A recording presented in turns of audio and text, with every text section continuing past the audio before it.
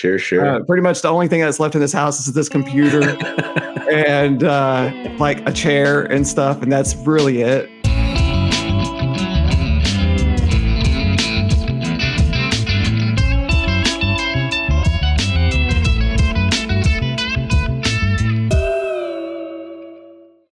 What's going on, y'all? This is Paranoid Grower. I have a special guest today. He is a tester for Green Guy Genetics. He is also the co-host of The Circle with Your Average Grow, also known as YAG. His love for food has intertwined with his love for cannabis, which created the great man who we all get entraced with his passion for life. Stoney Alpinist. Welcome to Thanks, dude. That was wonderful. Thank you very much, man. Such kind words. Appreciate that. You're welcome, sir. So, what are we smoking on today?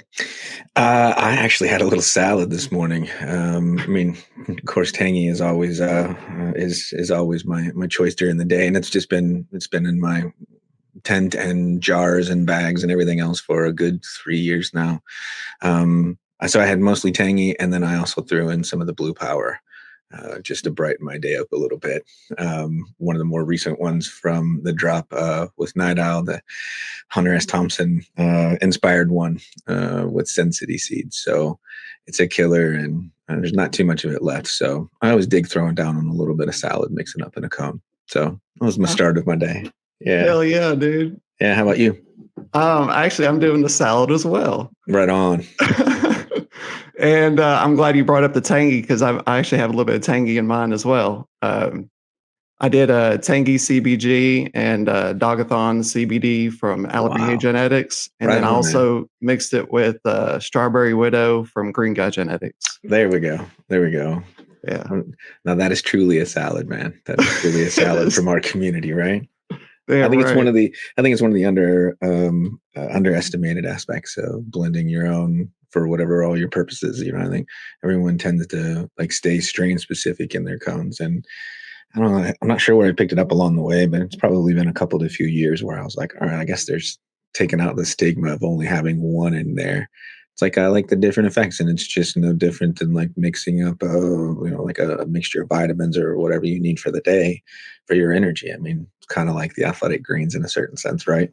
Yeah, absolutely. Yeah, that's kind of how I look at it too. I'm looking for a medicinal aspect, adding all those cannabinoids into my mix. Mm-hmm. That, and I noticed you could actually, if you're looking for like the high too, it actually you get a little bit higher because you have a mixture of the cannabinoids.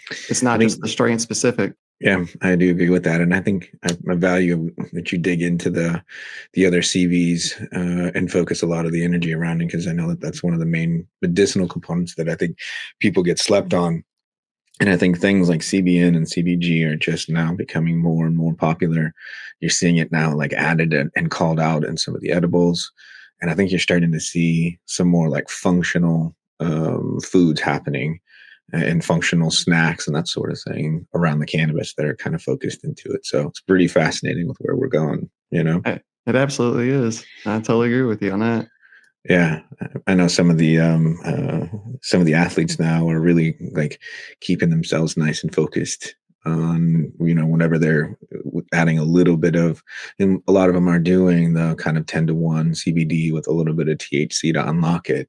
But now they're starting to add in CBN, CBGs into these sort of functional snacks. And that's always pretty cool. I mean, even if it's just the isolated versions of them getting into the mainstream, it kind of starts with folks like us that look for that more medicinal from our flower component to it. And you're one of the ones that I think in our community that's really stayed focused on the medicinal. So kudos to the work that you've been doing with it. So tell me more about those strains and how you got to them. I mean, tangy is always in ours. Mine was RBX is what's currently, and who knows where I'll go next, but tell me about those. For me, for tangy, I tried growing. I was a tester. I've been a tester for Green Guy. It's the same amount of time as you. Actually, we actually joined the testing the same day. Yeah. Running his stuff, I was a tester for Tangy Wedding. Unfortunately, I didn't get to finish it because I ended up getting spider mites. So my really first tangy plant that I got to grow was the Tangy CBG from Alebrije. Right on. yeah, I'd gotten a pack of seeds and those were the freebies in it. And I'm like, well, I want to grow the CBD and the CBG. Like, I want to see what this does. And so far, I mean, I loved it. Loved growing the tangy. I'm really happy that I did it. It was one of the biggest plants that I've ever grown. Everybody loves the smell of the jar. Like, Hmm. it's so funny. Like, this whole moving process, I've had people come over and help me out move, and of course they know I grow, so they're like, "Well, I want to smell the jars, dude. Let me smell the jars, man." I'm like, "Okay, all right." So I'll show them the jars, and there's a couple of them. They're like, "Oh, I'm not sure about this one," you know. But then they smell the tangy CBG, and they're just like, "What is this?" Yeah. Does it carry over all that citrusy punch, that sort of like Hmm. grapefruity citrusy punch to it? It Yeah. sure does. Yeah. And then anytime you stack Big Green Guy's wedding onto it, I've had a few of those along the way, and it it took this structure of Tangy and Right, her big, beautiful, and all those bright colors, and just packed the punch from the wedding line. right, That was an incredible little run on that one. Those two guys getting together was a incredible match made in heaven. You know what I mean? 100%. Yeah, yeah. And that's I think that's kind of the fun of it is when they're get together and do these collaboratives. That's one of the things that I've always dug with Daz from Night Owl is that like every time he comes out with a cool collab, it's just awesome when two people from the community get together and bring their finest and work together like that because it takes an extended period of time. It's not, you know, not something that just quick crosses over. But yeah, 100%. yeah, that testing stuff is a lot of fun, man. It is. Hmm. Yeah, I've totally enjoyed the whole being a tester for Green Guy over the years. And the main reason why I've stuck with him is because the medicinal aspect of it, you know. Hmm. It's Yeah, not just like, oh, this is runs 3.0, you I know, know. like this is runs 4.0. It's like it's nothing like that. Like it's Mm-mm. all medicinal. And Yeah, yeah. This butter of the Gons that I've got curing now. That's just like in full cure. It's so medicinal that it's it's such a huge power packing plant. There was so much that came off this flower. It's like I can only use it in the latter part of the day, if not the evening time, because it just knocks my socks off. And after years and years and years of consistent use, that's really something to be said. If it's going to hang out for a little while, it is dynamite, man. It is just dynamite. And continually his work gets better and better and better. And I still say that for as much credit as he gets, people only see the surface of the work that he does behind the scenes on this stuff.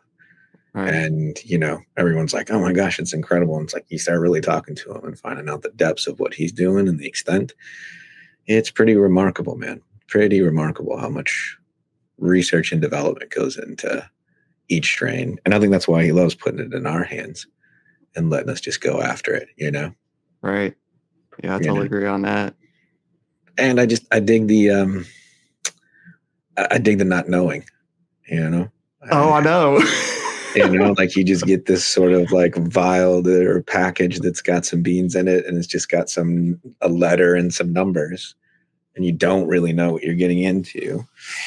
And Yeah, that's by purpose, and then you're like halfway, three-quarters of the way through and you start and you start seeing it and he's like, "Oh, you got this one." And you're like, "All right." Which is still amazing to me how someone can just visually look and go like, "Oh, I remember that one and which one that came from." Because we don't know what we're getting and oftentimes two of us won't get the same thing, right. but it's the same strain. He's just looking to see where it goes. It's always fun. Always It, fun, man. it is. Yeah, I've always enjoyed the not knowing. It's funny because people ask me, they're like, well, "Didn't that aggravate you?" I'm like, "Well, no, because most of the time he's really good about picking out what he knows that you're going to like." Yep. Yep. And it's pretty much been like the very first cultivar that he gave us. It didn't get released, but I enjoyed it, and I told him Mhm. what I enjoyed about it and everything. And ever since then, he's kind of just hooked me up with stuff that he knows that I'm going to like, and it seems like he does that with everybody. I've noticed he does that with the Back Nine Bandit, Yep. Yeah, I and think he's really, and I think that's what the custom aspect of it is that he knows what our styles are and he knows what kind of we're smoking and he wants to test and try to align with those. mm, And I know he was always like, "Oh, it's okay if they get abused or whatever." And let's be real. None of us are trying to abuse anything that comes from it. No. You know what I mean? If it happens, it happens, and sometimes it does. But more often than not, we're stoked to see that thing run. We don't. I don't. And I'll speak for myself. I don't particularly like purposefully stressing the thing out just to. In that testing side, I want to show and grow the best I can for them. So it's always awesome, man. It's always awesome in that tail end of it, especially knowing that maybe only a few people have finished this flower out and seen it, before it starts getting talked about. And it's pretty cool, man. This butter of the gods that I'm curing now is just dynamite, man. Structure on it was huge. Great interspatial or internodal spacing between it. So just stacked onto this flower.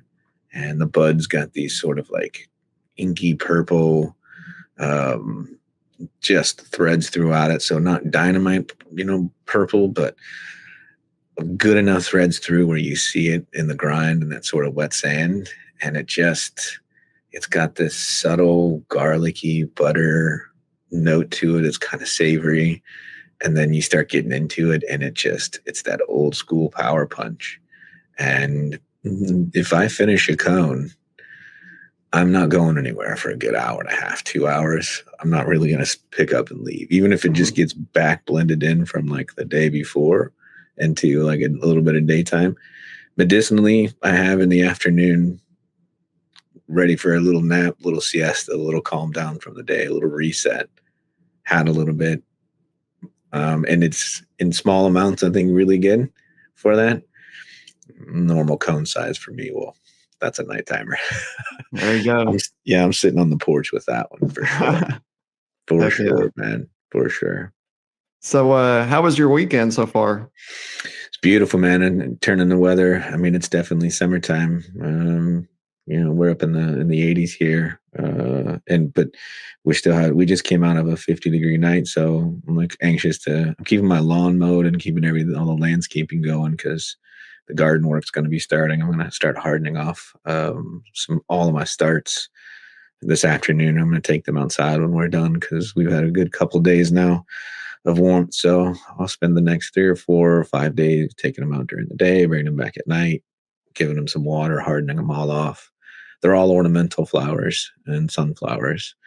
So they'll be awesome in like 2 years from now, but the first little buds of the year will be kind of awesome. So today's going to be a gardening day, and I'm also going to be getting one of my bikes back. So I'm sure I'll be getting back out on the trail, cruising around through the forest because this is one of my favorite times of the year to cruise in the forest. So it's a good time of the year. Kind of feel like an Ewok or on Ewok Island.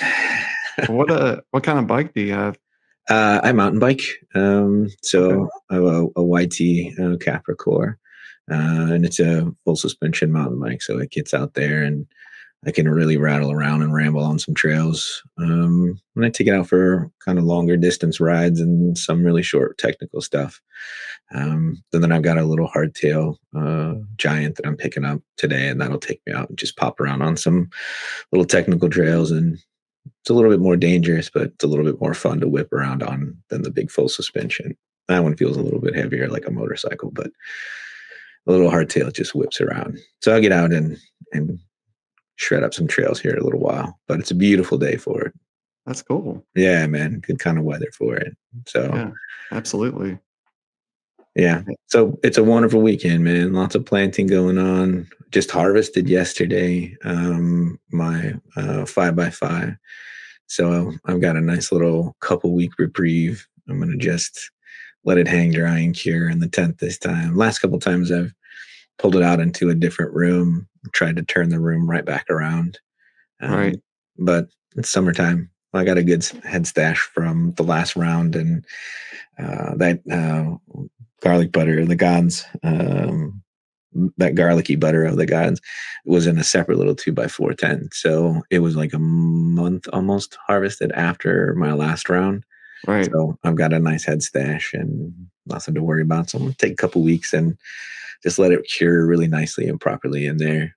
Great conditions, the air conditioning's on in the house, and this house has a dehumidifier built into it. Right. So it always runs at around 55 to 60, especially when I've got the air conditioning on in here. It keeps it nice, and in the basement where I've got my grow, it stays about 65, 67 at nights, um, and almost 70 during the day. So naturally in the room, I just get, 55 to 60 nice and nice in there. So I popped my little AC Infinity into the corner, the little rotating fan, just to get a little air moving. But I'm not even going to fire up the dehumidifier in there because I think it's right at the good condition. So I'll take a Gotcha. couple weeks. Couple Cool. take. How about yourself, brother? It's been pretty busy. I am in the process of moving, Yeah, and congratulations, man. New adventures, new doors. yeah, yeah. Well, I'm somewhat starting to get somewhat excited about it. It's the now that we've got everything loaded in the pod. That's what we were doing yesterday. I had one 16 by 8 pod and two 8 by 8 pods. Wowza. Yeah, and they actually had to like pick up one of the 8 by 8 pods and deliver one yesterday. So I got it on video of them like with this weird crane thing, Yeah, bringing it's the pod crazy, isn't it? over, dropping in the driveway. Yeah, it was weird. It's really weird to watch. But I'm glad I got to see it happen, and it worked out for me because I ended up having like 8 people, like friends and family, come over and help me out loading up everything. I was definitely having a hard time because it was the last of everything out of this Sure, house. dude. Sure, sure. Pretty much the only thing that's left in this house is this computer and like a chair and stuff, and that's really it. So yeah, it's been bittersweet weekend all weekend. Sure, man. Sure. Anytime you leave one place and step into the next round, it's a new adventure and a new place to start. Yeah, yeah. I'm really looking forward to getting my new house. It's not going to happen for until beginning of July. Right? So I'm gonna be staying with my dad for a few weeks, and so I'll get to spend some time with them. So Good. that was kind of nice. I got to go over there last night and hang out with them. So that was Good. fun. Good. So you got some open space and some open land on this new place? Yeah, I have. It's a 1 bedroom home, but has a 50 by 40 shop, Nice. and it's got a paint booth in it that I was gonna convert to the grow room. Perfect, man. Right. Yeah. Right on. Nice and converted, HVAC in there and everything. But yeah, I'm gonna put a split unit in that room. The shop's already insulated, but the paint booth isn't, so I'm gonna have to Mhm. do that. I gotta do a lot of work to it. That's cool, Um, man.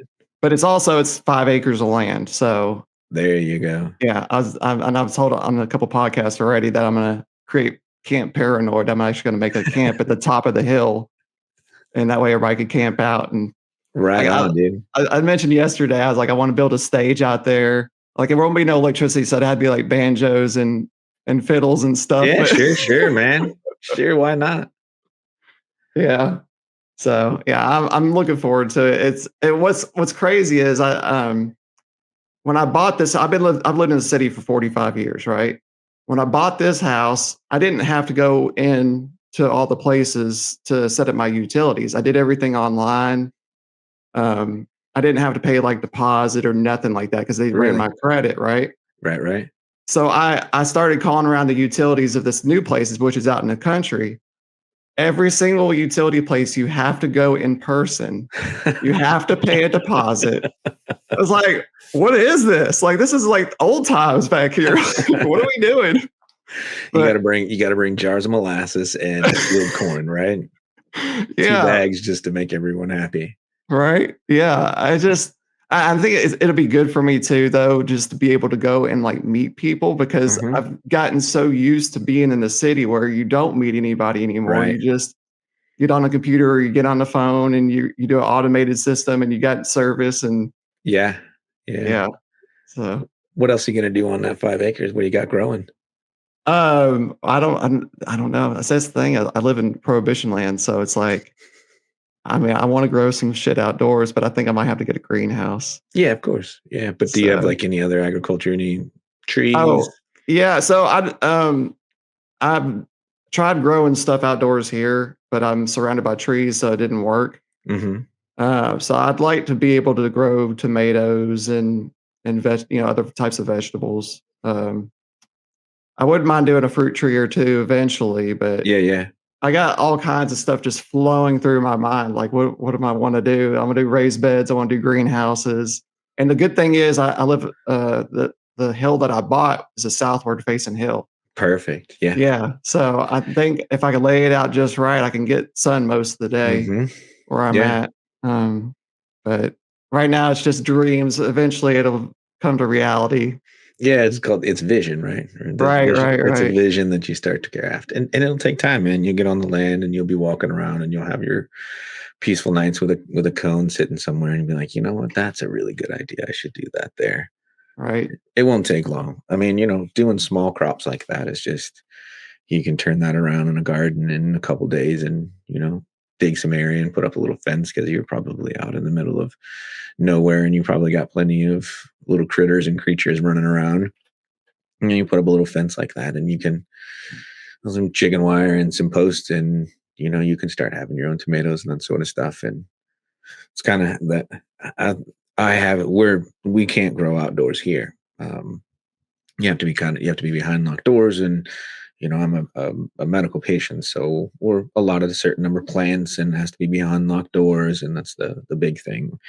Um, And so the outdoor, I always want to, I always have like this sparkling idea of like, well, I'll just get some hemp seeds, right? Because it's pretty much the same plant. So it would be fun to just throw out there. And then I'm kind of like, well, it's going to look like it's going to look like it. I might as well just throw some autoflower seeds. So this just might be the year that something just happens to fall into the dirt out there, yeah, and just sometimes that area just has a lot of weeds in it. And, oh, look at that weed. It just looks a little bit different than the other weeds, but I don't know. We'll see. We'll see. I always want to grow outdoors, but then I always say to myself, well, I doubt that I would smoke it, without going through the whole wash process. And plus, where I am just gets oversprayed. I've got corn and soy field right across a brush line from me, small brush line. So I'm sure I'm getting overspray and that sort of stuff into the soil. And it's, I don't know. I'd rather have my own organic soil down here in the basement that I know where it's been, and I know what's going into it, and feel more comfortable with that than what I have out there. So it would really just be a fun little project of throwing it out there. And it's like risk reward, you know, right. risk reward. So that's where I go with like ornamental flowers, like similar kind of process to it. When I try and grow food, since I live on my own, if I grow like 2 or 3 tomato plants, and then I would have way too many tomatoes for myself, even if I canned and all that sort of stuff. And that's giving away to neighbors. And I don't think I could just grow 3 different tomatoes. I mean, if I'm going tomatoes, I'm going to have like 6 or 7 different varietals. You know what I mean? Oh, for So sure. then the next thing you know, I'm out of control with taking care of tomato plants. And yeah, yeah, Heck yeah. That's yeah. what those greenhouses are for, right? That's right. I mean, Yeah. absolutely. Yeah, that's why I want to try that adventure. So You can do little hoop houses too. That's another yeah, way to get around it, and those hoops can just continue to grow. I mean, you're really just looking at bent PVC, and I've seen them go everywhere from like 2 foot, 3 foot tall in the center to massive hoop houses that are 8 foot from in the center, and people working inside of them. So that's always good ways to go. You never hell know yeah, where you'll be, man. You got 5 acres. That's the farm that I worked on. We were on 9 acres, and at least 3 acres were barns. So you got a fair amount of land there, my man. yeah, yeah. I'm looking forward to it, man. Absolutely. Yeah, that's a dream for mine, man. I'd love to be somewhere where I could be close enough to the grid where I could pop into a city in 15, 20, 30 minute drive and go get what I need to, but be far enough out into the country where I can yell and hoot and holler all I need to. Yeah, that's the plan. Definitely some hooting and Right? hollering. Right. Right. That's the beauty of land. That's the beauty of having that amount of acreage of land, you Yep, know? absolutely. I'm gonna go ahead and get into the topic of about this podcast, and it is the times that we meet up. Which luckily you and I have got to meet up at a meeting of the G's, Yeah, dude. also known as meeting of the Gromies, which was in December of 2024 at Jason's house in Chicago, Illinois. Yeah, man. That was so much fun. So much fun getting together. Yeah, I would like for you to give a brief description of your experience with meeting at the G's. Yeah, it was awesome. I think we've joked around about it before, especially with our upcoming event around the Midwest and how many folks kind of came around for this. So, like, I think I live about an hour or so away. But in Chicago space, that's really not that too far. I know for a lot of folks that listen, they're like, "Oh my god, I would never drive an hour." I was like, that's pretty short period of distance of most Chicagoans. So, um, awesome experience showing up to there. It was so cool to just have everyone compile like that. I mean, people were coming from hours and hours away, and it was just this really good crossover of time. I mean, I think the one thing that I remember taking away is the big experience of it. It's like, we get to know each other pretty well in this community, and we know a lot about each other, and we hear our lives, and we share so much, and we share kind of underneath these monikers, these personas, right? And we get to know them under these persona names. But when you get people in person like that and you start to really see who they are, it's like amazing how well you think we know each other on our platforms, and then you get in the same space with them and you're like, wow, man, I've only begun to kind of peel the onion back on this person. So that was the one thing I took away from it, is like how awesome it is to get together with folks and really get to meet them and spend real time with them. I mean, we are really connected digitally, but to connect in person is pretty amazing. So seeing everyone there, and I, you know, having Badger's hash and just nonstop. I think you and I were the only ones that just kept going. I think everyone else got put to bed on it, but we just Right, kept passing that thing around with us. But um, yeah, I mean, from that experience, everyone was able to share all of their goods together, and we were all like talking about what was going on. It was just really cool to have these sorts of meetups. right. We all get to become such good friends and acquaintances, you know, to put us in one space in a period of time like that was really cool, For and sure. really good pizza. So, Yeah. Well, we'll go ahead and break it down. Jay Saw, Badger, Howling Buds, and I were chatting at the table when you arrived. And you quickly joined the circle, like, and immediately came and sat down at the table. Like, all right, this is what we're doing. Apparently, we're smoking, right? Like, yep, that's what we're doing. let's go. I had rolled up some balanced Katuga from Alabria Genetics, and a few days before, Badger and I had, Badger, Matt Fratt, and I had pressed some jet fuel flower rosin in Badger's garage, and we brought that and smoked it out of JSaw's Carta. But you actually got to, that was your first time meeting Howling Buds, right? hmm Yeah, it was another great moment of it. Is like, he and I live are only an hour or so away from each other, and two busy lives, lots of traveling and all that sort of stuff. We'd known each other for like 2 years. Hung out like every other week, and then all throughout the community and in the Discord and whatnot. But we hadn't yet met in person, and so again, it's such a dichotomy when I know him so well as Howling and Howler, but I got to meet the real Howler and shake hands and give him a big hug, and it's just really cool. It's like it was great to make those sorts of connections, and then to sit in the room and pass the pipe with him, pretty freaking cool, man. Pretty freaking cool. Well, I'm looking forward to the next big meetup when I've gotten to meet Rev, but I haven't got to give Johnny a hug yet. I can't wait to do that one. Yeah, that's gonna be awesome. Yeah. You Oh, and you also mentioned about smoking the hash. You officially got to try the Super Sun God hash from Green God Genetics, made Oof. by Badger. And Yeah. I would like for you to share your experience with the hash. Um, yeah, I mean, first of all, I think I've smoked hash before, but I don't think anything to that extent. Nothing that had been aged like that. When he pulled that out and unwrapped it, and I looked at that little goo ball, it was dynamite.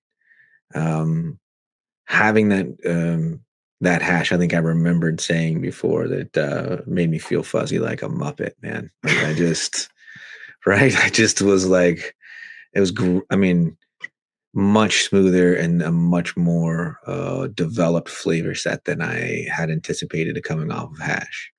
Um, it carried so much more of the terpenes than I had expected, and what I'd had before, because I think what I'd had before was probably just middle of the road, you know, larger scale kind of hash of some sort that had just been someone had gotten.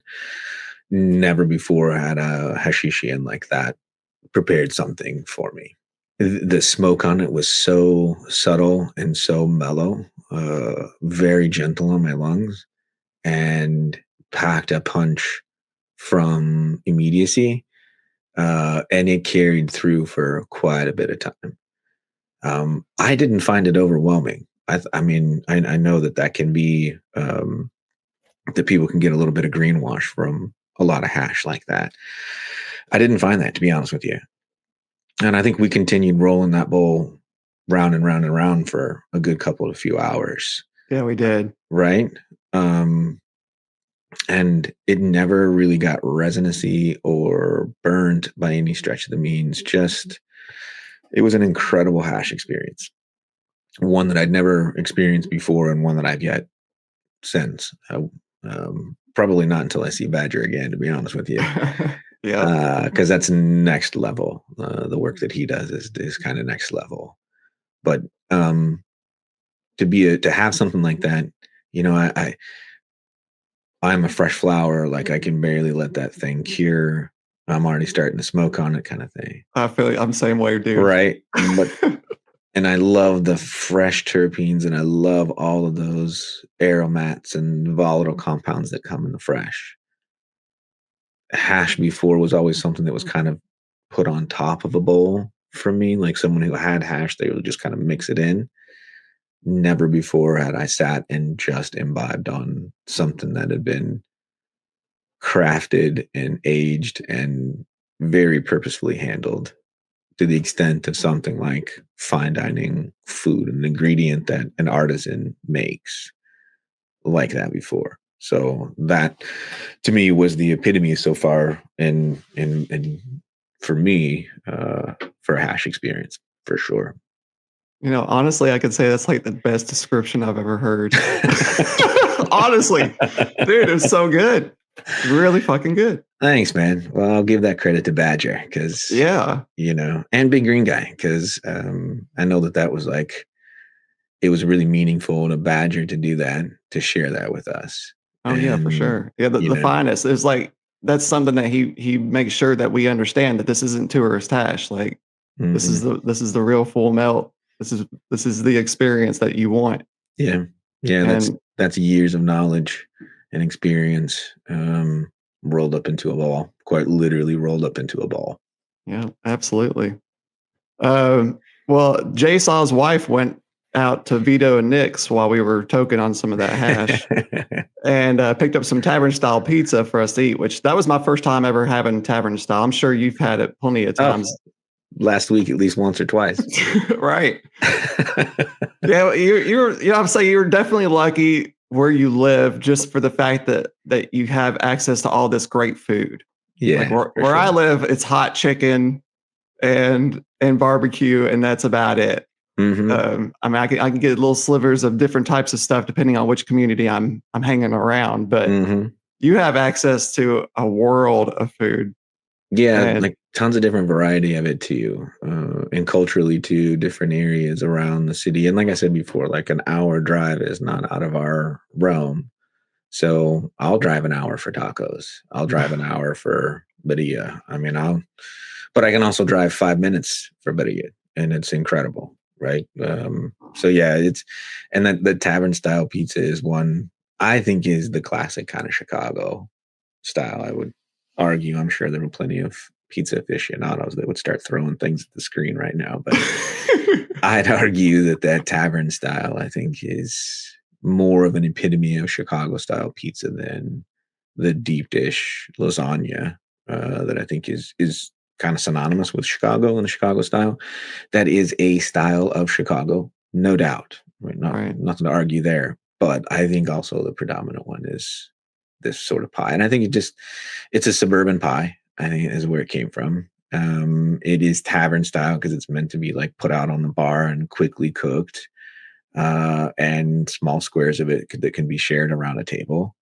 And you see it, that sort of thin style crust in, it's pretty synonymous in the suburbs. I live in the far west suburbs of Chicago, so I'm like an hour directly west from the city, and a good, I'd say maybe 3 blocks from me is cornfields and forest until you get to like Colorado, basically. So I really am right on that sort of fringe of society.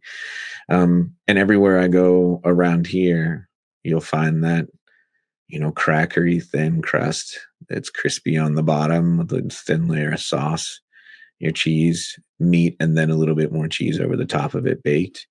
Um, and sometimes around here you'll see it like they'll put the little table tents right in the middle of it, foil wrap the thing, and send it out in a paper bag, boxes. But it's a pretty synonymous style in here, and that particular pie was pretty damn delicious that we had It that day, was. isn't it? Matter of fact, it was so delicious that Franklin, Jasaw's dog, stole your pizza Yeah. while we were chatting. Like you were, I don't even remember what you were talking about, but you were so in tune to what you were telling us, and we all seen it. We just seen Franklin's little beak come up there and grab that pizza, yank it right off of your off of your plate. Yeah, he was ready for it. He deserved a little bit after all that company. He was hosting for these. Like, I need a slice too. He Right? was just hanging out right with us, so Yeah. he was ready. I was surprised he didn't grab the bowl a couple times, but Yeah. And then Back Nine Bandit, he ended up coming later on in the day. And I know you mentioned earlier we passed that hash around again right when he showed up. So that was pretty neat. I'm glad that you got to meet him.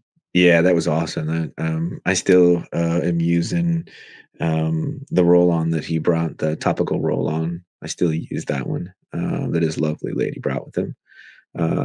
And those edibles too that she made were awesome. And that was the other thing, is we all had little gifts for each other and takeaways, and so everyone kind of left with things. And I came home with a bunch of little edibles and delights that she had made that were dynamite, dynamite Hell yeah. themselves. So yeah, that was great to see everybody. And then he showed up. I was like, oh, here we go. We got to have some more hash. All right. Yeah.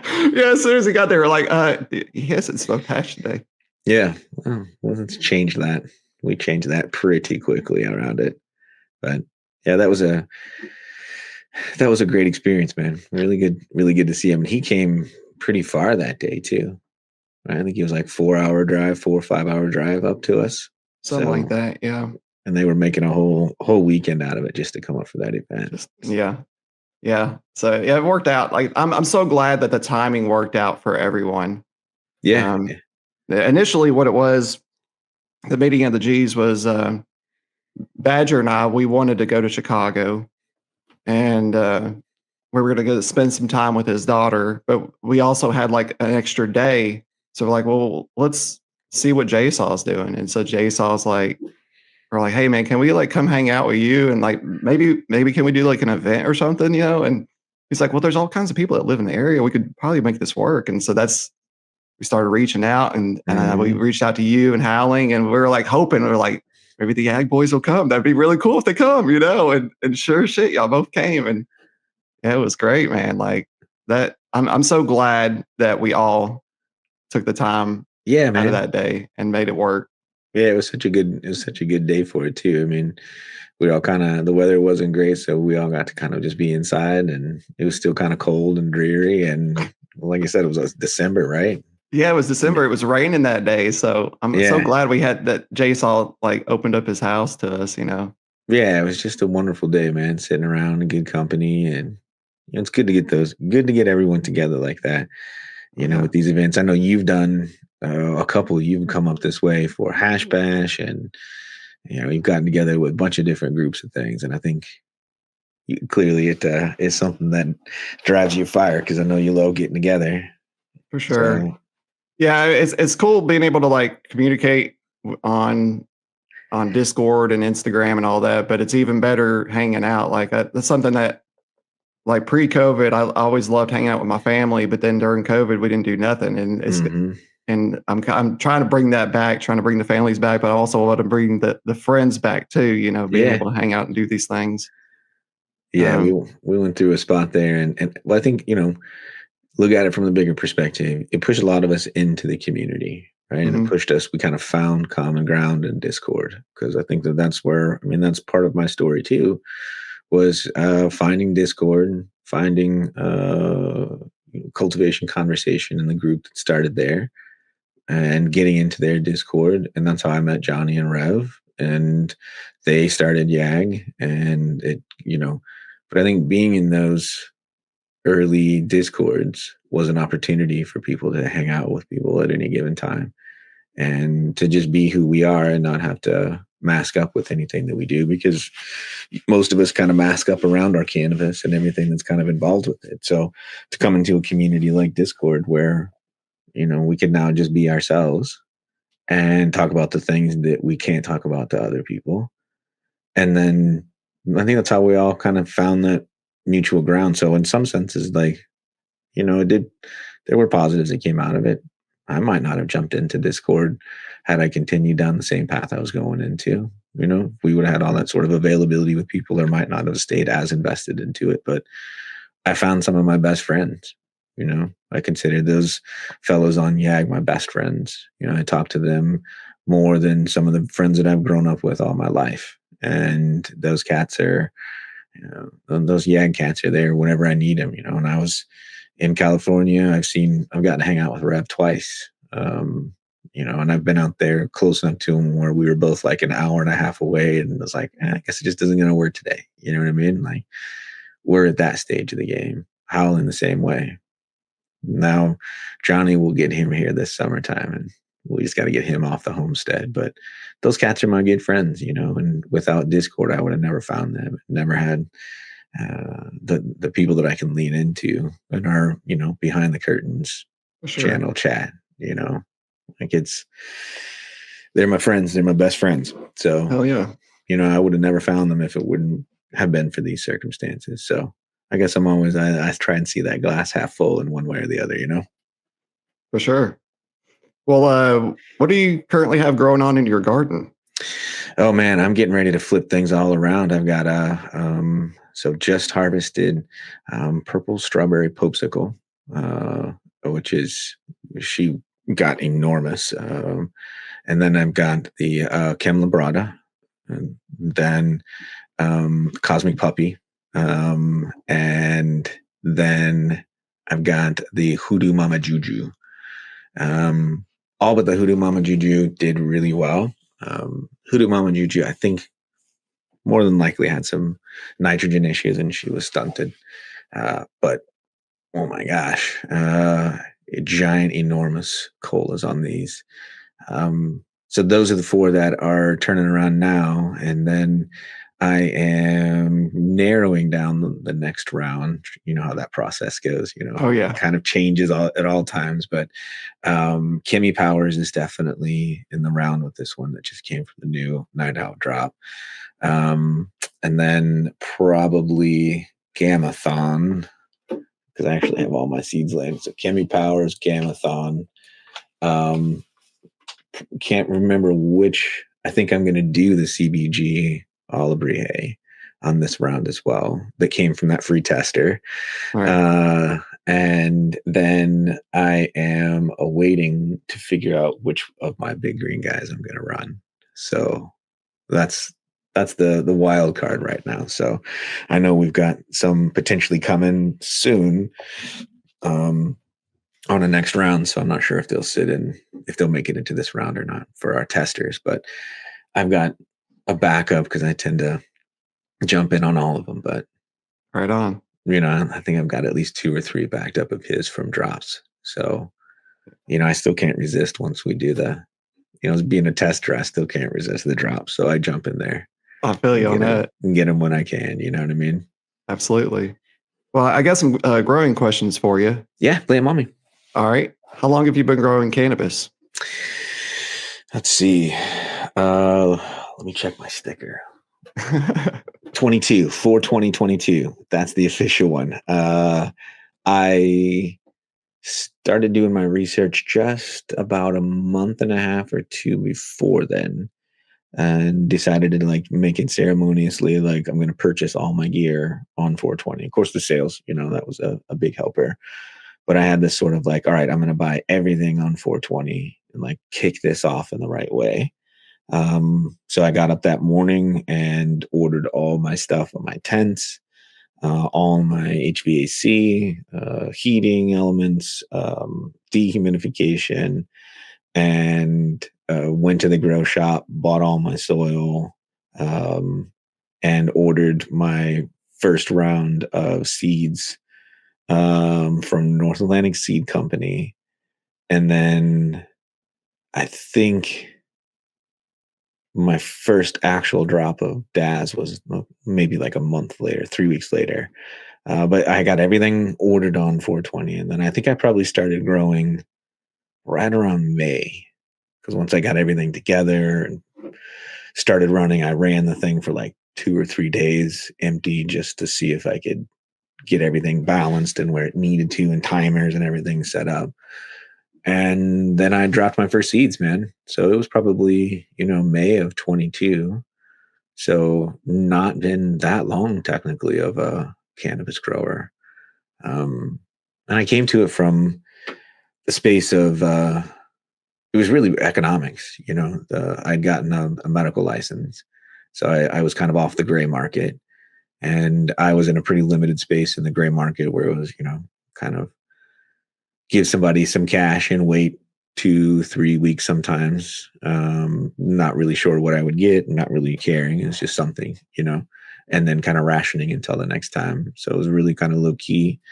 And then I got my medical license, and it was great, all sorts of medicine that I could really start. And then it also started hitting my pocketbook, you know what I mean, and just the Oh yeah. timing of it, and buying all this packaging and all that sort of stuff. And I was just like, I don't know if this is very sustainable either. And like looking at the amount of money that I was spending on it, it wasn't necessarily working.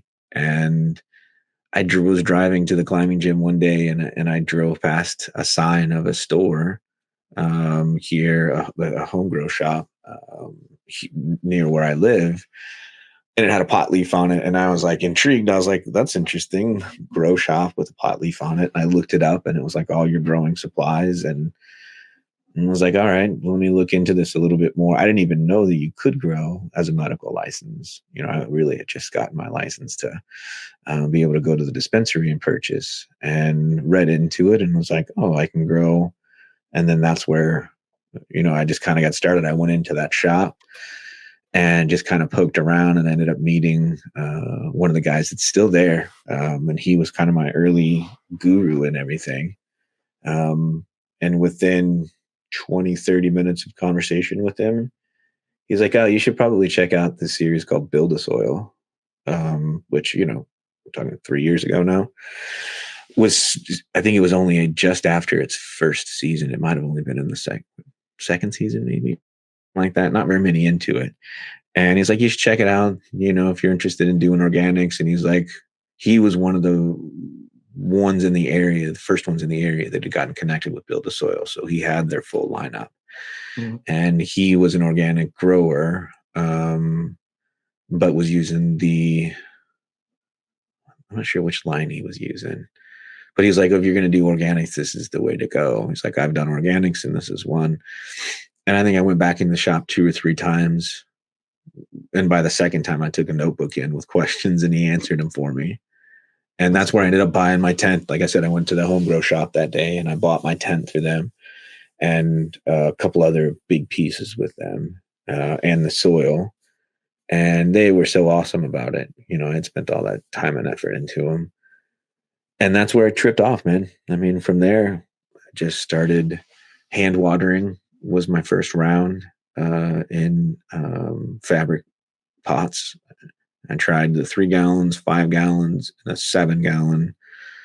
And I was really just trying to experiment to try and figure out what my style was going to be. And within that first round was when Yaga just started getting going.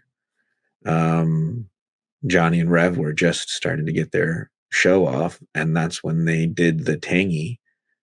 And so I think it was only my third round, I think, before I did the tangy.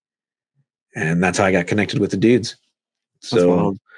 yeah, I really kind of came to cannabis from the space of like economics, and I did the math and the return on the investment, and I looked at it from a long term and was like, okay, I'm going to invest in this because I know I'm spending this much on cannabis on a monthly basis. And if I do this, then I'll return my investment in about 7 months. And, I guess it's been years ago. And other than some small pieces of upkeep and maintenance, no major expenditures. And I mean, if I look at the dollar for dollar, I'm still probably 30% of the cost of what I would be at a dispensary.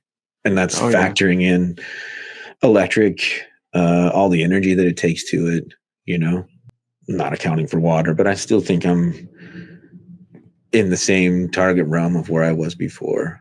And it just exposed me to a whole new culture of people, a whole new social culture, which has been fantastic. for And the sure. 70% of the medicinal value is this sort of connection to the plant, you know? Oh yeah, absolutely. Hmm. Which cultivar has been your favorite to grow? Yeah, tangy tends to be the one that stays in the garden. Um, there's been a few of Daz. The Trop Whiz stood out. There's only been a couple that I've ran twice. Um, and Trop Whiz was one of them, and that was the V2 version 2. Um, that one was really something special for me. Um, there's a few that I've ran because they didn't have the other. I didn't give them the justice the first time, and they were really good. And I felt like, yeah, they needed to go. But Trop Whiz was the one that I ran twice because I was like, this is just dynamite. Like I kept going back to it from my very first grow. But Tangy, I think, would have to be the one that I lean on the most. Like I said, it's in the garden at least in some form or fashion. And I know I don't have a bunch. I'm like, now that I'm down to the CBs, I'll probably have to circle back to some of the original Tangies sooner than later. There you go. That'll be Or some fun. of the other great versions that people have played with, right? Tangy Wedding, I still have some of that sitting too. Right. So that may be the one that goes up in next. Hell yeah. What type of nutrients do you use in your garden? Good question. I guess I've been starting to lean a little bit more into the Synganics, which I still kind of struggle with that term sen and throwing in front of it because it is synthetic in a sense, but it's chelated so that it's the advanced nutrients. And I use that on top of to kind of supplement. So it's like the super juice. But at the core basis of it, living soil is the essence of it. So my nutrients are what Mother Nature puts in there. I just make sure that they have everything that they need in the buffet. Mycorrhiza early on. I've played around with all the different ones from Rootwise and I think where I'm settling into now is just the great white shark or great, whichever one that one is. Um, all of them have their purposes and blooms. I think they all kind of do something pretty similar, but definitely mycorrhiza and the basis of it. Um, I use the Photo Plus, so I do a lot of bacteria into it. I use the SLF 100 to keep my lines and my reservoir nice and clean, and it helps to kind of break down. Occasionally, add some humic acid into it. I do make some of my own ferments. So I've got a fermented apple, an FPJ or FFJ. I always get those together. An FFJ of apple from my backyard that I do kind of late or right around the bloom time. And then I've got some of the fermented plant extracts, like comfrey, I use pretty early on in the beginning. I've got a red banana fermented plant sugars that I use in late stage. But then the advanced nutrients are some of the sugars in there. Their B52 nutrient supplement is in there as well. So I use those at like maybe 30-40% of what's recommended for it is just a little super boost extra to it. And I've had 2 rounds of that now and seen some really good success from it. I did do a round where I overfed them, and that was the first time I've ever overfed something like that. I just backed all the way off. So now I just kind of give them a little bit at very specific times, especially in the autoflower realm. Just a little super boost, just a Right. little energy drink. Heck yeah. What type of equipment do you use? Right now, so still in the 5x5. The 5x9 was my dream. I loved having that, but it just won't fit into the height of it. It's a gorilla, so it just didn't fit. So my AC Infinity just hits the rafters and my 5x5. I run the 6-inch carbon filter through that, so it's pulling air into it. I have the latest controller, but I don't. I mean, I have it connected to my phone, but I tend to just kind of hand manipulate it. I don't mess with the environmentals too much in there. I've got a tornado fan in there that is wall mounted that I just kind of have bootlegged that's been there. It was my original fan, so it's now 3 years old, running day to day. And inside, I keep one of the. I know this is kind of taboo, but I keep a lot of my equipment inside the tent, as I like to completely control the environment in there instead of trying to control the whole lung room outside of it.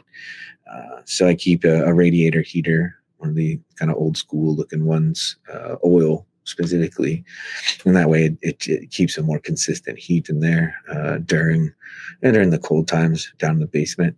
And then I my light is the ROI 420 from Grower's Choice, and it has been a dynamite since the beginning. So it's the only light that I've had, and I invested a pretty sizable into it. I think it was well worth the amount of years that I've gotten out of it. Still runs a really good spectrum, and I check the par on it every so often, and it's not as intense as what it used to be based on some of my notes, but it still runs everything that an autoflower needs. And those are really kind of the big keys. I run auto pots, so in the pots and then it's the XLs. I just feel like autoflowers need that big, huge battery, They really and do. every time I was anytime I was around 3 gallons or maybe 3 or 4 gallons, they needed food towards the end of it. They ran out of it. So 7 gallons and then kind of supplementing it with some castings and a little bit of the nature's living soil, that stinky, funky mix that I get and mix into it tends to give them enough food.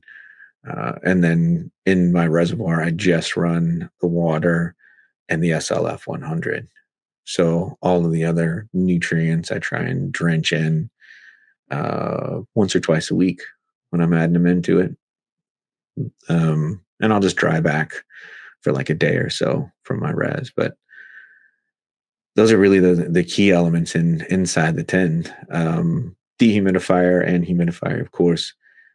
Depending on the season, I'll pull the big dehumidifier in there, like during the middle of summertime. Sometimes it can be, but I keep my house, like I was saying before, turn the air conditioning on, pretty early in the spring, and it stays on until the fall. But on occasion, I'll have to move the big dehumidifier in there, and that sometimes can throw off the heat and throw things out of whack. But for the most part, those pretty rudimentary. I've got a small 2x4 that I use a earth box in, like a full size earth box in, as sometimes backup, or sometimes I just like running the bonsais in there. So, That's but, awesome. yeah, yeah. What do you love most about growing cannabis? I think it's like I was saying before. I think 70 to 80% of growing cannabis is the connection to the plant, and I think it's the day-to-day accountability to it. Going down there and watching, or coming down and looking intent on a day-to-day basis and watch something grow, knowing that it's kind of responsible for what I put into it. I love that sort of component. I love now, as I've gotten more comfortable in my own skin, talking about growing, sharing it with other people, sharing my love and passion for growing. I find more and more people are fascinated by it. And I find more and more people, like randomly, I was getting new tires on my truck 2 or 3 days ago. having conversation randomly with this guy, chatting about something, and I'm not even sure how we go. Somehow I got on to home grow. He's like, "Oh, I'm a home grower too. Oh, he grows auto flowers. Oh, he's got a tenth." The next thing you know, for 20 minutes, we're talking grow. Right. And, like the more I found that going into grow shops and meeting people and going to these little pop up events and that sort of thing, you meet these people and you have this sort of common ground. And it's something that's unique, and it's something that even people that don't grow, that once they find out I do, they're just sparkly. There's all sorts of questions and like, how do you do it? And it's fun. It's a great way to share. So I think, to your question, I think the most important part about it is just that connection to the flower and connection to other people. I mean, it's the effects definitely are there medicinally for me, for anxiety and depression and all these other things that adults deal with, Right. um, and social anxiety and all that sort of thing. But as Olive Brie says, it's medicine. No matter, even if you're using it quote unquote recreationally, it's still helping you to sit in a room with people that you might not have talked to and relax a little bit and have great conversations with them. So that's the main experience, is just the growing of it, is just being a part of the plant. Good. Knowledge too, learning. Yeah. Well, what advice would you give to an aspiring cannabis farmer looking to start their own garden? Um, Patience. I think that's the first one, and knowledge. Like, um, spend a little bit of time doing some research into it. I spent about a month and a half. We are in a state now where, coming into growing in this day and age today, even relative to just a few years ago, the access to information and knowledge is astounding. And so my initial instincts were that, man, there's no way I can grow it. I'll never learn how to do it. There's not enough resources. I don't know where you can even find a book around that, because there's really not that many books out. Once you dig into YouTube and once you get into podcasts, like, just start learning and start buying books and understanding and listening to podcasts, and do your research, find your style, and go simple at first. That was my intentions. Was I was just going to do organic and feed if I needed to. And then you can start to play. So start small, start simple, keep your expectations low, and you will surprise yourself. You will surprise yourself at the end.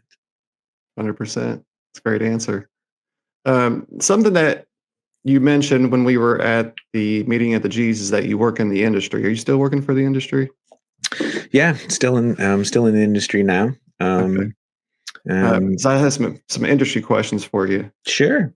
How did you get your start in the cannabis industry? It took quite a while. It took a lot of sending resumes out, and a lot of people, a lot of rejections. 'Cause there's a lot of people trying to get into the industry, and it was starting out at ground level. So I took a position much like I approached the culinary realm when I was a kid. You got to learn every job and learn every aspect of it if you're going to get into it. So cultivation is the dream, and where I'll end up being in the horticulture space. Um, but I knew that there was going to have to be a role, so I started looking in all aspects of it. I looked around the fringes of it, looked at dispensary positions, but ultimately really wanted to get into the cultivation side. So I took a position as a post production technician. So someone that would be doing trimming and packaging and that sort of thing, which is a pretty common job that you find in the industry, is in the cultivation side. And so that's how I got started. During your journey, what's one thing you didn't expect? Um, It's a great question. One thing that I didn't expect, because I really kept my eyes wide open with this intention of, hey, I want to see, as a career changer, just go into it with fresh eyes and see everything that's there. Um, I guess I didn't expect the knowledge base of the growers to be as high as it was. The expectations of getting into the cultivation side, most of the folks have college degrees, most have studied cannabis at the collegiate level or some high level of horticulture, and some have a lot of experience. So, although there is some gray market experience is valued, it seems as though the industry is filled right now with a young, brilliant set of people that are like really knowledgeable around cannabis specifically, and if not, then you are a horticulturalist with probably a degree from the 90s or early 2000s that leveraged that into the cannabis industry. So all of our growers are just brilliant minds and great to work with. So that was one thing that kind of surprised me was the level of knowledge base to be in that space. That's awesome. Yeah. What is your spiciest opinion about the cannabis industry that people would disagree with? Spiciest opinion. I think that there's a lot of misnomers from the industry that everyone it's a new industry right now, and I think that there's more around the research and development of brands and products right now, and I think that the technology that goes into the science of growing is underlooked, is underestimated. And I think that there's still a lot of concept of kind of the bro science aspect of it. And it is a very highly detailed technical process that's an agricultural component, especially when growing indoor. And so I think that maybe the spiciest thing is that we are so focused on the highest quality and filling all the parameters and making it as the cleanest and safest that is possible. But I don't think that they get the credit. I think everyone's just chalks it up to someone's just growing in a room, but they don't understand the level of science that goes into what we're doing. Right. Yeah, I could understand that. Yeah. Let's see. What has been your largest harvest? Um. So largest harvest, they're pretty on par. They're usually around usually like around 1,000 flowers per harvest. And can't get into too much of the details of it, but just out of professional respect, I have to maintain some boundaries within there. But from those flowers, it is a massive amount that's turned around, and that's on a pretty regular cycle. So there's constantly things in dry and constantly things getting ready to harvest.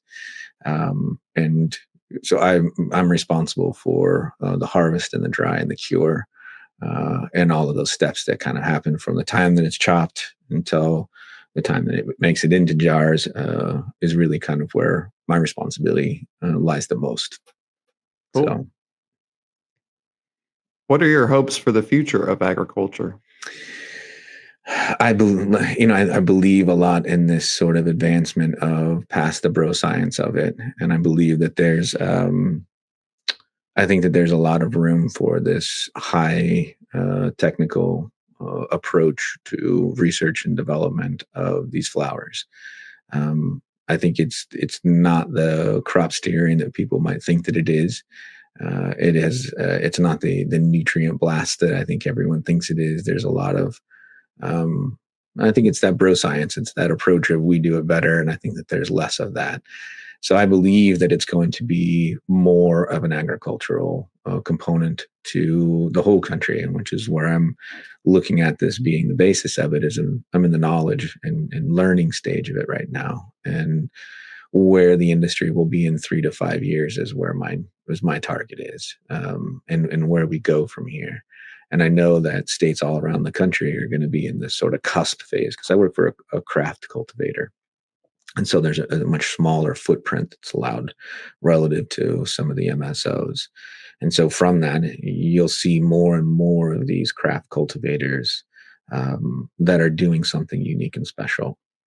My lead cultivator, who's my mentor, his methods and styles of growing that he's done all around the country I think rival some of the best organic growers around.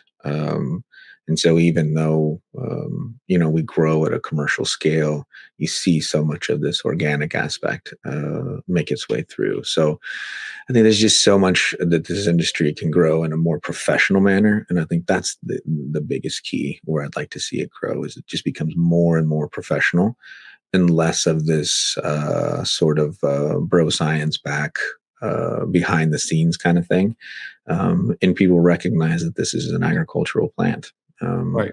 and it can be done in a way that's respectful to the flower and cares about the folks that have it. All right. What is one piece of advice you would give to someone interested in working in the cannabis industry? Patience and diligence. I think those are the two keys in it is that it's a new industry. And so you have to stay patient. And it's just, and these are the same things that I would say to a young cook growing up, and I would even working in kitchens all my life. And was something that was said to me is patience and diligence, right? You got to be patient and you got to show up every day and you got to be diligent and you've got to stay focused on what you really want to do, and just stay laser focused on it and be diligent and keep working towards it. And if you're in a space that it's not gonna get you to where you want to, then you gotta keep searching. You gotta keep pushing yourself to be more, and you gotta learn. You gotta constantly learn, and someone's not gonna force feed it to you. So, going into this job, I had never managed the harvest, dry, and cure of a major crop, let alone cannabis. I was still trying to figure it out and doing it as a home grow type operation. And here I was now in a professional status. Well, that took research. That really took digging into some white paper studies to understand biology, to understand how plants move water, what the drying aspect of it is. It took time on my own so that I could go in and feel confident making the decisions on this. It took experience and the diligence and the patience of doing a few harvests at a time, nervous and just every day checking data like all day long and all night and worrying all night long whether or not it stayed in those parameters. And finally getting through enough harvests to know like, when I'm walking into my dry room, that's a pretty massive dry room, that all I got to do is take one sniff and I know where we're at. And I can walk down the aisle and flick a few buds and know what the leaves are. And I can tell you which day we're at. And I can tell you which dehumidifiers we need to shut down to which ones and to what temperature zones. And I've got it all dialed in. It just takes patience and diligence. I would have never thought that I would be responsible for that sort of aspect. And that's an important part of becoming a cultivator. So you never know where it's going to take you, and you just have to kind of start. I had a great opportunity getting started. I was the second trimmer hired, and the first trimmer had only worked like a day, and that was our second harvest at that point. First harvest, I'm sorry, we were trimming out. So at that point, we built the whole program and had to learn and figure it all out. So patience and diligence, man, those are the two keys. Cool. Thank you. Well, the next segment is the hot seat. Are you ready for the hot seat? Lay it on me, dude. I'm always ready. All right, dude. All right. Which band or artist did you see for your first concert and venue? Oh, right on. Pearl Jam. And I saw them at Soldier Field. Wow. Yeah, and it was I came up and I think I was with a few people um from my hometown. They were friends, but not great friends. Um and they still didn't I was still pretty clandestine from smoking with them. They knew I kind of smoked, but I remembered, and it was my first concert, and this would have been like 95, something like that. You know what I mean? So this was after high school. So I remember bringing a bunch of weed with me, and I had a bowl, and there was one other person that was going to smoke with me, but we got there way early because they had like, they were going to get down like standing room, like right down by the stage, but we were like way up in the like way up there, like maybe 10 rows down from the top of the stadium.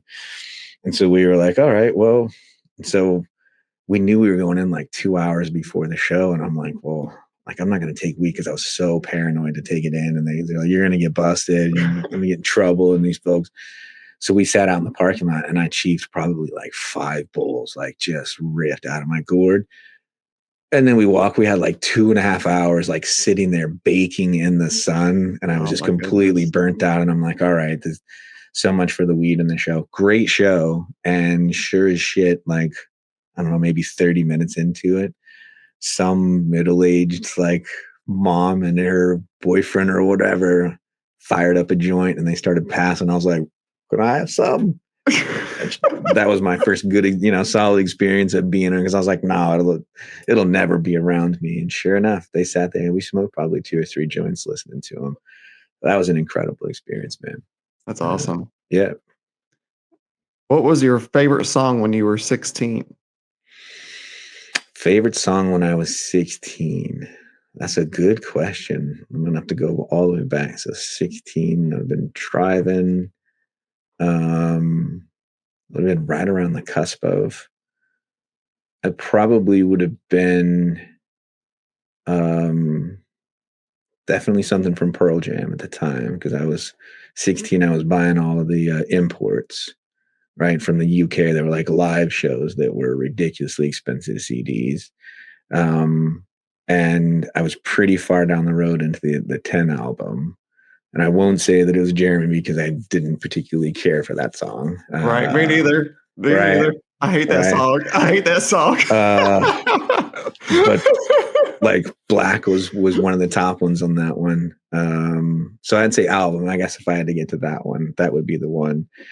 Definitely into the Pearl Jam at that point. Not the Nirvana. It was a little too tough for me. Did dig them and all, but Pearl Jam was where I went for sure. Awesome. What was your first audio tape that you purchased? Oh, dude. It would have been that I purchased. Would have been the Colors soundtrack. Okay. The movie The Colors. Ice-T was he had the lead song for it, the title song. But yeah, Colors was my first foray into tapes. That's awesome. Yeah. And yeah, that would have been my very first one. Yeah. Cool. Do you play any musical instruments? I do. I dabble quite a bit, man. I've always kind of just picked instruments up and taught them to myself. So lots of stringed instruments. So guitar, ukulele, banjo. But then I also have the hand piano. My kids got me a hand piano, like I can't remember the African name of it, but it's just a little thumb piano. Okay. And percussion instruments. I used to play the drums. And I've also got like a little like rain drum type thing. It's got a tone to it that I toot around with occasionally. I used to play piano, so I still have a piano in my house from when I was a kid. So yeah, lots of instruments, but never like super formally trained. Just a lot of like tinkering around and figuring it out myself. Right. Couple guitars, slide blues guitar was the last one that I picked up, a dobro or like steel guitar. Oh, wow. Yeah, I love just figuring it out, like finding a new style of something. And banjo was its own, figuring that out, and that all kind of reflects into all of the other instruments that I play. So it's that knowledge base. Like I said before, I love the learning thing and coming up with new ideas. So it's just fun to pick up an instrument and be able to tootle around with it. Absolutely. Have you met a musical artist or band in person? This could be at a meet or greet or out in the wild. Oh yeah. So good. I've met a few. Jack Black was probably one of the ones that was a fun one, and that was a little bit of a side story and just a quick moment. But um, yeah, I've had a few. I've had a few in there. Yeah, I got cursed out by the lead singer of Kiss. What? Yeah, Gene. And pictures to boot for it. I was working in when I was a chef, because I'm a retired research and development chef. I was doing a trade show, and it was on the morning of the Las Vegas shooting, and I went down very early in the morning, and I was watching it on TV and kind of flabbergasted in the restaurant. And I sat there and I was kind of watching it, and across from the U-shaped counter, there was an older gentleman with a younger woman, and they were sitting there having their breakfast. And there was another woman to my side, and we were all kind of talking and looking at the screen, and all kind of flabbergasted. And I was like, this is just unbelievable, unbelievable. And I looked at him and shook my head, and he looked at me and he goes, "Did you just ask me for a fucking bagel?" And I was like, "No, sir, no, no, no. Why?" And he goes, "Oh, I thought you did." And I was just kind of blew it off, and I was watching the TV. And he stands up and starts to leave, and the lady goes up and she's like, "Oh, can I have a picture?" And I look at him a little bit more carefully, and it was Gene Simmons, like Oh my in gosh. sunglasses and a baseball cap, like he had just gotten. It was like 6:30 in the morning at the hotel, and he owns chains of restaurants, rock and roll themed restaurants. So it didn't surprise me that he was there. That surprised me that I'd see him in the morning. So I went up to him and reached, held out my hand to shake his hand, and I said, "I just wanted to thank you, sir." And he looks at me and he goes, "Thank me for what?" And I said, "Well, I was born in 1976, just dated myself."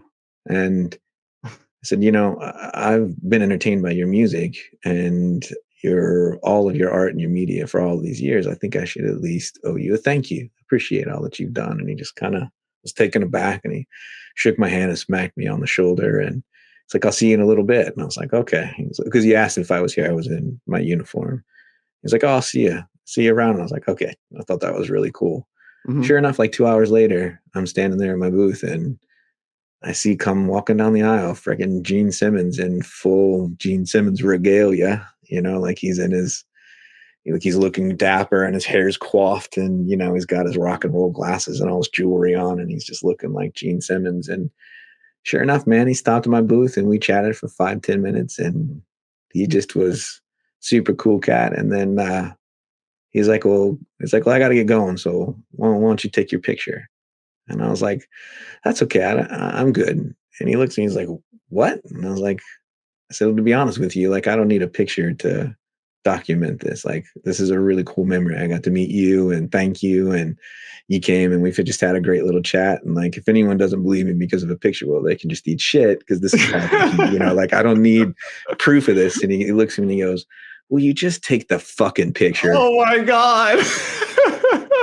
And so I'm like, "All right, man, sure." So there's like this, Oh my he god.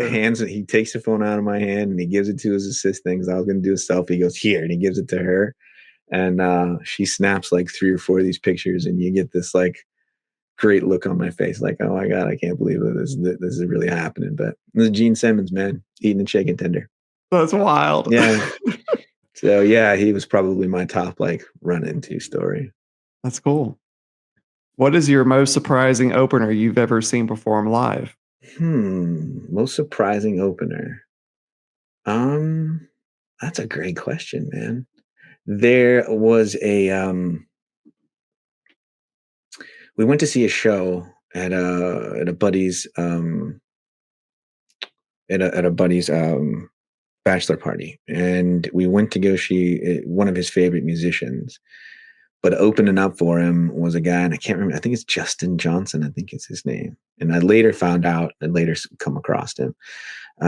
But he's a slide blues guitarist. Oh, wow. And this was, gosh, I mean, it's been decade plus ago. It was well before I got my own slide guitar. But I remembered seeing this guy kind of open it up, and he was at a bar, and so people weren't really paying much attention, kind of thing. And he came out, and he was a one man show, just him on the slide guitar. And I was entranced by this guy. And everyone was like, "All right, we're going to go outside." And I'm like, "You guys have fun. I'm staying to listen to this dude." And he knocked my socks off. And I know he was playing just some dirty slide blues that was just incredible, like just dynamite. And yeah, he really stood out as my opener. I'll never forget that guy. Awesome. Which band or artist has been your favorite to see perform live in venue? So there's a group called Built to Spill. They were out of Idaho, and they had a lead singer. Doug Marsh is his name. And he also, I guess we're really looping around the slide guitar now that I really think about it. Maybe this is maybe you're getting somewhere, brother.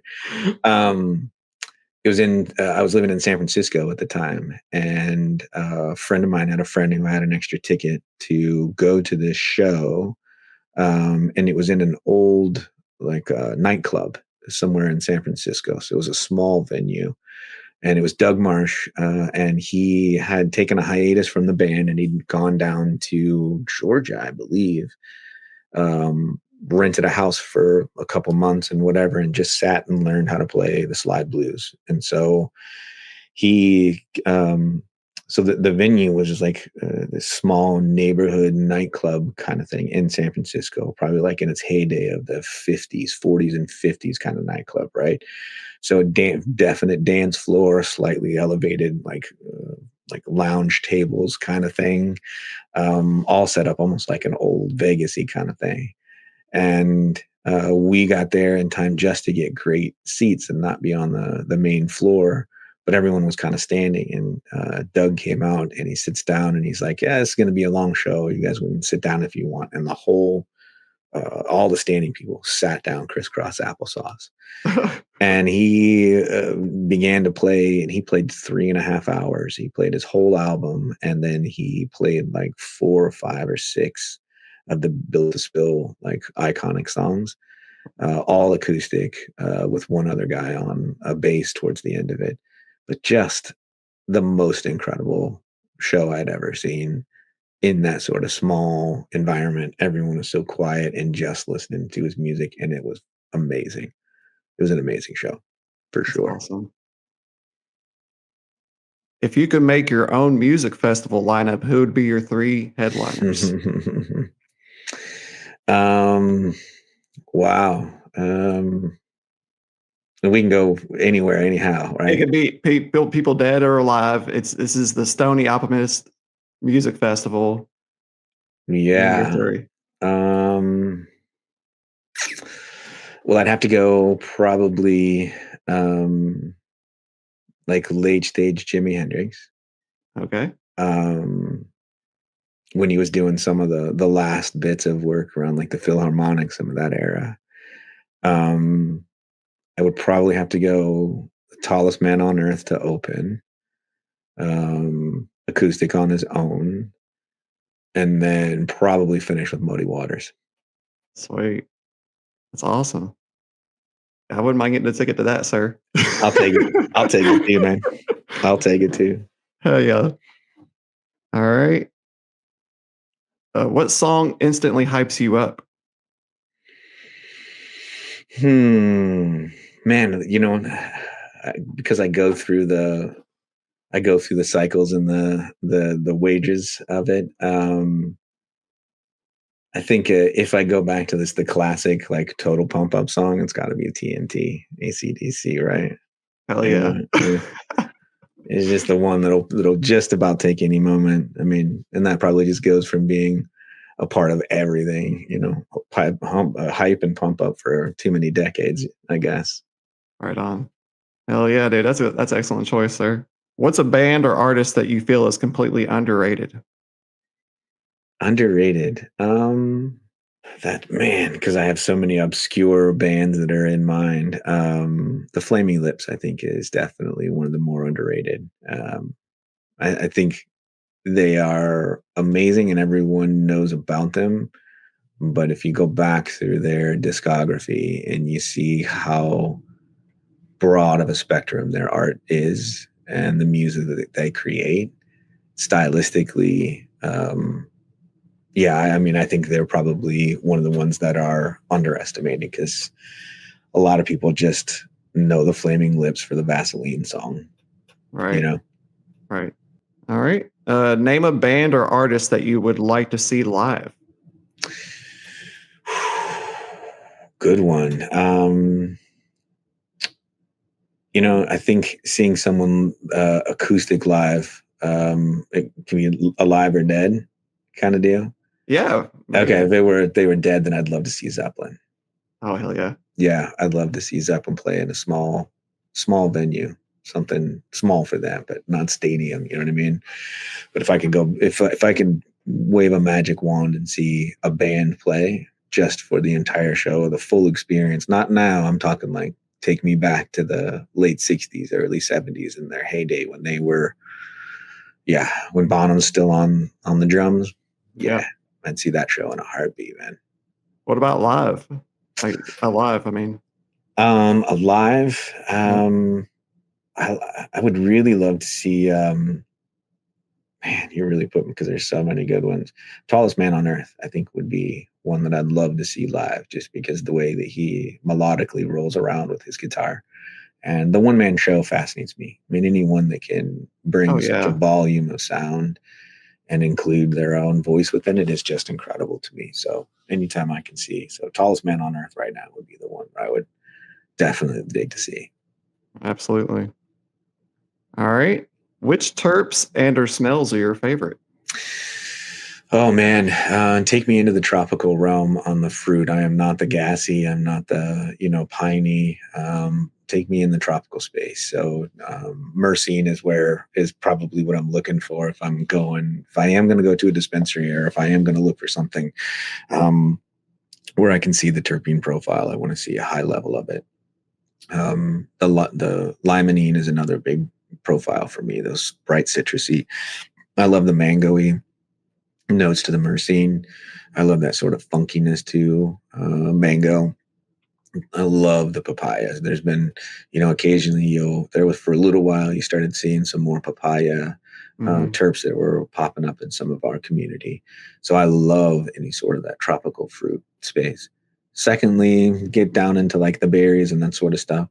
Um, but I'm not a huge fan of like all gassy or really funky.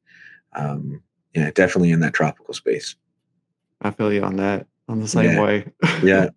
And I think it just is my best medicine too, like the terpenes for my medicine to really get me in a good place. Absolutely.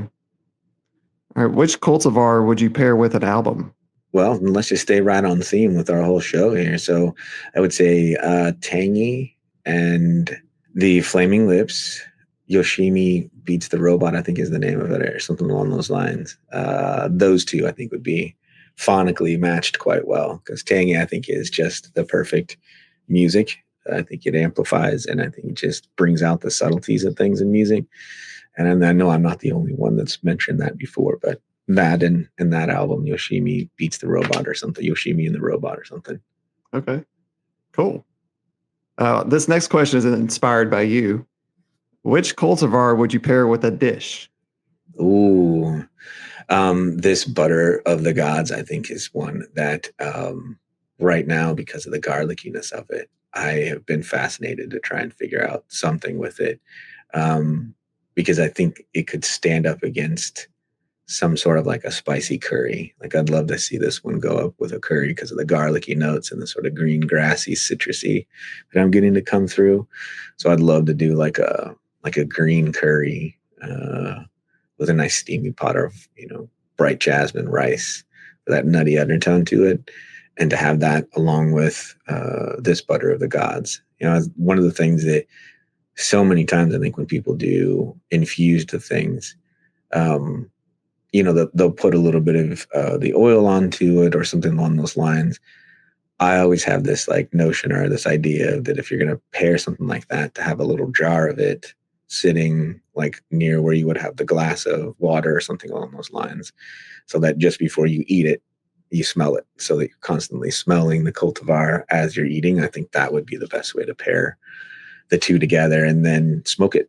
Like have a little bowl at everyone's table or at everyone's place setting, and you know, you get a nice little fresh packed hit before each course, and here's the jar to smell while you're eating it, kind of deal. I think that would be a fun way to do That would totally cultivars. be fun, man. Hmm. 100%. That sounds Yeah. great. What was your first cannabis event? First event that I went to was here local. It was done by the homegrown supplies shop, and they were great about it. They had like 3 or 4 during the summertime. So it was like an outdoor festival. So there was a bunch of vendors that were there. They had some classes going on the inside, some raffles and that sort of thing. A couple food trucks to it. And I'm seeing more and more of those popping up around the Chicagoland area now. It seems like almost every week there's a dispensary that's having one, or just someone that's got an event. There's someone that's doing some canna bonsai classes and that sort of stuff. So I think there's more and more of those events popping. But my first one was an outdoor like summer festival, and it was really cool to be able to walk around the environment. I did go. I guess maybe I should go back. I did go to the Windy City Hemp Fest one time in culinary school, so that would have been right around the turn of the century. And it was still like real nerve wracking to go there. So we went and just kind of stood around the fringe of it, but we did not go in because there were so many cops around, and it was just so nerve wracking at the time. Oh, yeah, I can Um, understand that. but that was right downtown Chicago. So Grant Park, Windy City Hemp Fest. All right. Which cannabis event has been your favorite to attend? I'd say our little group event so far, if I'm being honest, right? Yeah. Because that's more my style, is small collective of people getting together and chatting and getting to know everyone. Big, huge events like that. They were fun. It was cool to walk around and be outside in that, but having a smaller sort of intimate conversation with some friends like that and those connections. So it's partially why I'm looking so forward to our event with Olibrie in September, is that it'll be about 50, 60 people, I think, will be there. So it's going to be awesome and be fun. Yeah, absolutely. All right. What was your most memorable purchase from a cannabis event? A couple little like utensils and tools and that sort of stuff for smoking.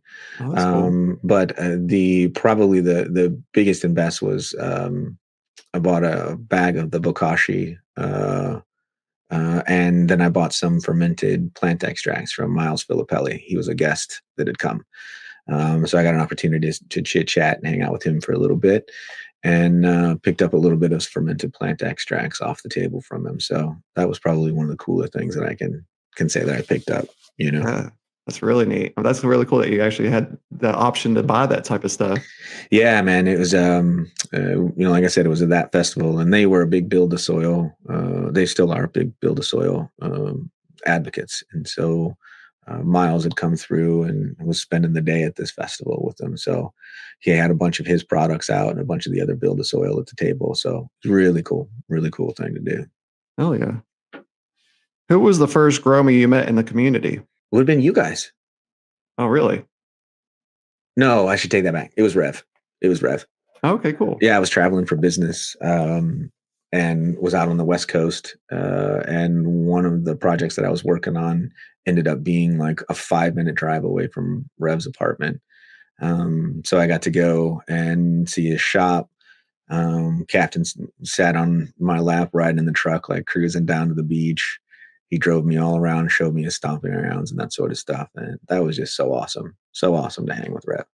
Yeah, Yeah, I he was bet. my first true one that I'd met. And then you guys were the next ones Wow. for sure. Yeah. That's really cool. Which Gromy from the community are you looking forward to meeting? I can't wait to meet Olibrie person to person and chat and hang with him a little bit. He's become such a good friend of the podcast, and he's been our most frequent guest, I think, in all of the episodes. And we always end up chatting before and after, and we chat on some of the back channels and that sort of stuff. So I'm really anxious to like become person with him, give him a hug, Oh shake yeah. hands, and just be in the same space with him for a while. He's going to be here for the weekend, and so we'll get a good opportunity to hang out with him for sure. Hell yeah. Which event or location would you like to attend with your fellow Gromy? This could be an event that you've never been to before. I'd kind of like to do one of the larger trade shows. I know like the Hash Bash, and those have a little bit more of a trade show type feel to them, and a little bit larger of an event. So I'd love to do a little bit of traveling for the cannabis like that, and go, whether it was a cup or something like that, that was just a good collection of people. But I'd love to go to something that was a little bit more convention based, where there was some knowledge that we could learn from, go to some seminars and whatnot, and then still have the opportunity to hang out, Right. and just be us and be ourselves. For sure. What's your go-to method to consume cannabis?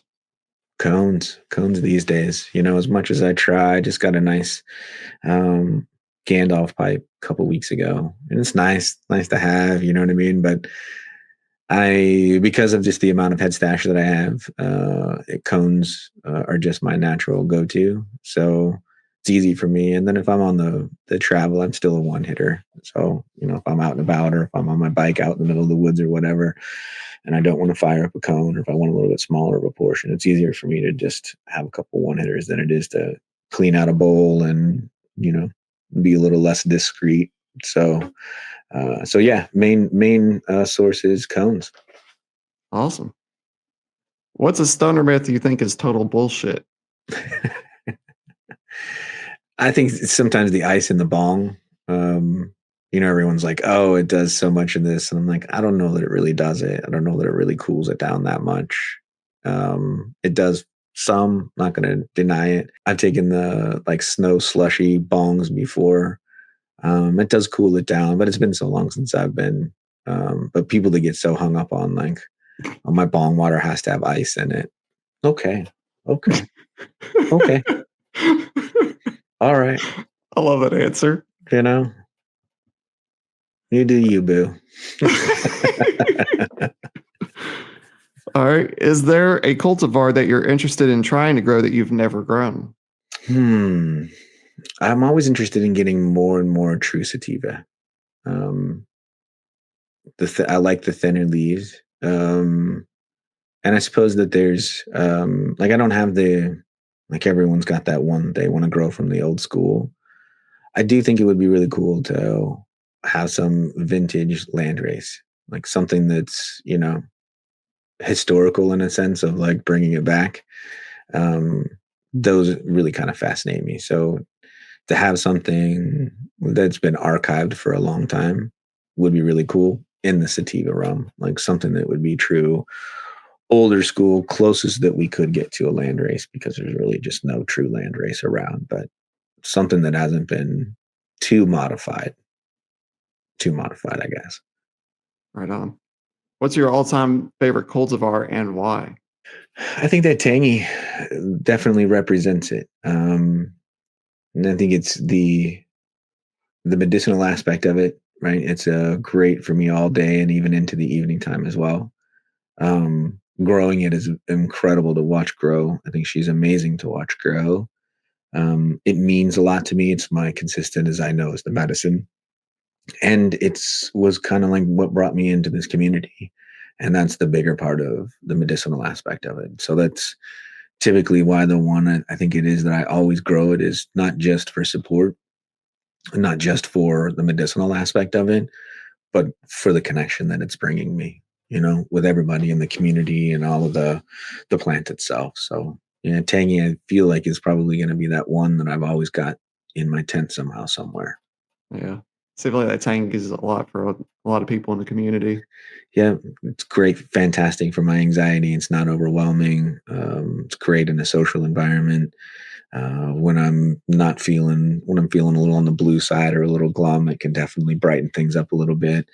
Helps me listen to music that sometimes gets my head out of the spinning spiral that it's into. So yeah, it's definitely medicinally and for all sorts of purposes. Like if there's one that I'm ever talking to people about, I'm like, Tangy's the one.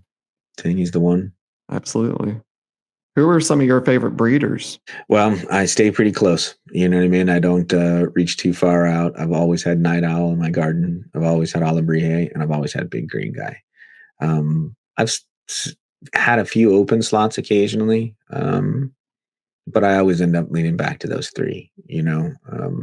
I've gotten to know them. I trust them wholly and completely, and are a part of their sort of network. And so, to have that sort of communication with my breeder and connection with them.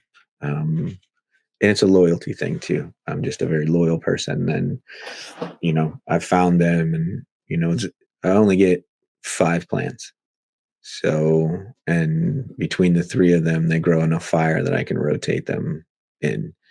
And I have a couple times been like, oh, I want to try something new or try someone new, but I don't know. I trust them, and that's kind of where I'm at to this day. I'm sure it'll evolve down the road, but between those three, I got myself pretty well covered. You do. stylistically. You know what I mean? Honestly, you really do. Yeah. You know, Yeah. I've got big green guy, tied, tried, true, and trusted. A night owl that just brings fire every time and spreads the love around. And then Olabrie, who's got the artistic aspect of it cornered and quality. All three of those guys are extremely well tested and extremely high quality. And they are only getting better month after month after month after month. Every single one of their drops just continues to get bigger and better and more trusted and more solid. So I'm good for where I'm at now. I won't say Yeah. that forever because it could change, but I may find someone else. But where I'm at today, that's where I am. Heck yeah. Do you have a favorite cannabis related movie and or TV show? Yeah, good one. I used to love a lot of the Cheech and Chong as a kid. Like even before I was a stoner, they always got me cracking up and laughing. Um, and then that 70s show for a little while, I was into that one. Mm, But I would say, Pineapple Express probably holds the cake on it. I think that's the good stoner movie. it really is. Yeah, yeah. So that one always jumps out at me generationally. But there is the Dave Chappelle one, so that one Mm. always sticks up as well. Yeah, you talk about Half Baked? Yeah, yeah. Yep.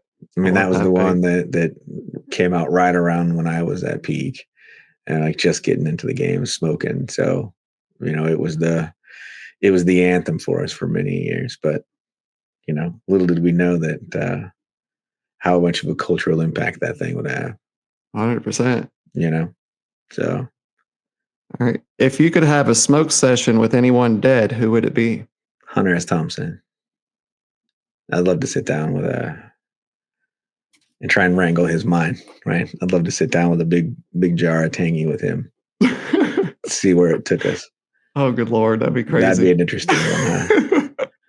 I'm sure I could get Daz in on it too. Right? Yeah. Okay. All right. So same question, but alive. That's a man. Now I'm really got to start narrowing it down. I think Willie Nelson would be an awesome one to sit down with.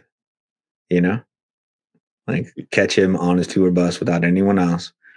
Just give me me and a couple of my friends sitting in a room with Willie, and I'd love to pick his brain before he goes because he's one of the legends.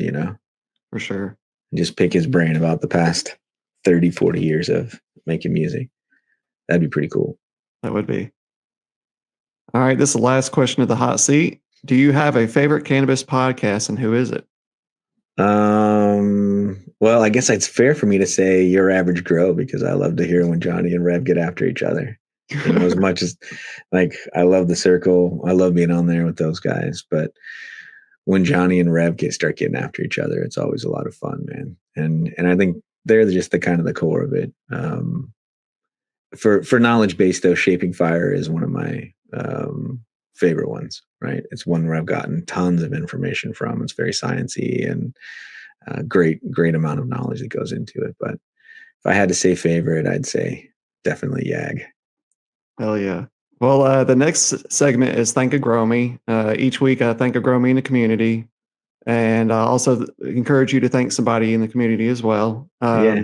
There's dealing with tough times in their life, and there's tough times at work and tough times even at home, just dealing with your family.